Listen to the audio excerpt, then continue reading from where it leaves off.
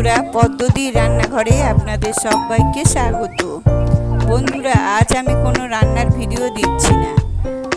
আজ আমি আপনাদের সাথে শেয়ার করছি আমার ছেলের বিয়ের গায়ে হলুদের কিছু মুহূর্ত আপনাদের সাথে শেয়ার করছি।